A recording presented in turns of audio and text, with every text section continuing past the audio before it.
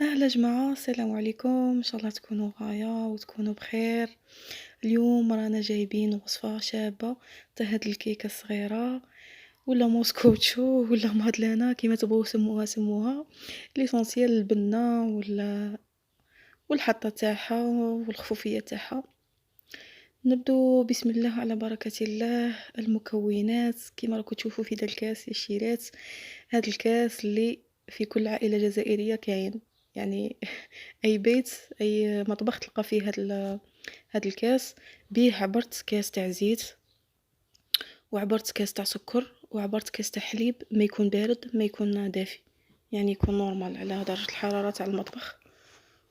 وخلطتهم مع بعض وزدت معهم مغروف تاع فاني وشوية تاع ملح، شوية تاع ملح عفوا، وخلطتهم وربع حبة تاع بيض، ربع حبة تاع بيض كيما شفتوهم في الفيديو، وطلعتهم بالباتير. ومن بعدها وليت درت القشور تاع الليم. قشور تاع الليم مبغيتش نديرها في الاول باسكو كون نخلطها في الاول غادي الريحه تاع البيض تغلب عليه، انا بغيت نديرها حتى في الاول باش هو يغلب الريحه تاع البيض. وخلطتهم كيما راكم تشوفوا، وزدت زوج مغارف تاع كاكاو، انا بغيتها تجيني هاك مارون فيها البنه تاع الكاكاو. درت زوج مغارف. والعبر تاع الفارينه، العبر تاع الفارينه انا قعدت نخلط حتى الخليط تاعي ولا متماسك ومتجانس مليح. سما بهذاك الكاس عبرت بنفس الكاس اللي درت به الحليب والسكر والزيت، جاوني حوالي 2 كيسان تاع فرينه. وطبعا زيدي ثاني الخماره تاع الكاطو زوج علب، هادو هما 2 ساشيات. انا هاد الوصفه هي وصفه قديمه، هذه وصفه قديمه، وانا الوالده تاعي كانت صايمه قالت لي ماذا بيك كي نعيط ديري لي هذاك الموسكوتشو تاع بكري. هي قلت لها ما يكون غير خاطرك، باسكو هذا يطيب في الريشو كيما نقولوا حنا في الغاز، ما يطيبش في الفور ولا في الكوشه، يطيب في الغاز. دوك نوريكم المول اللي عندنا هذا تاع بكري، هذا المول كاع تاع التسعينات كاع من امه دارت الدار. هيا بغيت نجربه معاكم، والله يجي بنين وشباب وخفيف. نتمنى ان شاء الله تجربوا هذه الوصفه.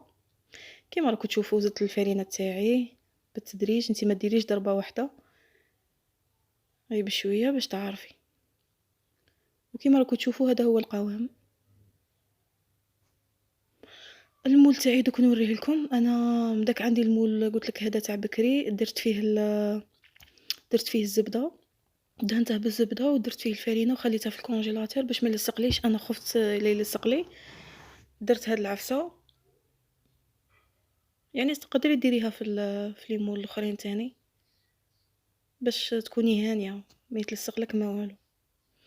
وفرغت هذاك الخليط تاعي في المول.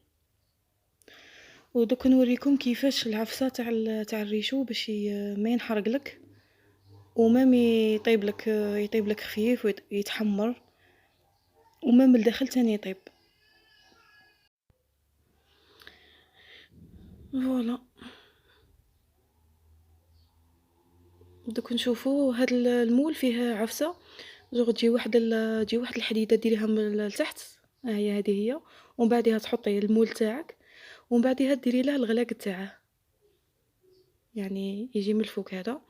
والريشو ديريه كيما الشمعه، اتونسيو تروحي ديري الريشو الكبير كيما راك تشوفوا في الكويزينير، ديري الصغير وديري له كيما الشمعه وتخليه يطيب. انا شدت لي ساعه طياب، وهذه هي النتيجه، شوفوا كيفاش جا محمر. وفي التالي كان باقي لي شويه شوكولا تاع العيد والكوكا ومرحي، يعني زينتها بهذه الطريقه. نتمنى ان شاء الله يعجبكم وشهيتكم في الجنه. وجماعه ماذا بيكم تدعموني باللايك تاعكم والاعجاب والكومنتير والاضافه والبارطاج، نتوما هما كل شيء.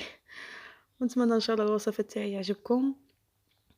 غادي نشهيكم دروك باسكو دقت منه كي طيبته ديريكت، كي زوقته ديريكت دقت منه فري شباب.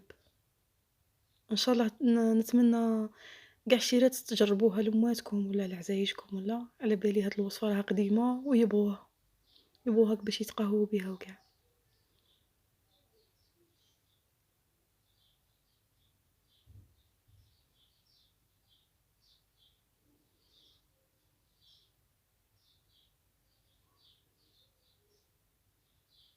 إيه بصحتكم وبصحتنا. سلام.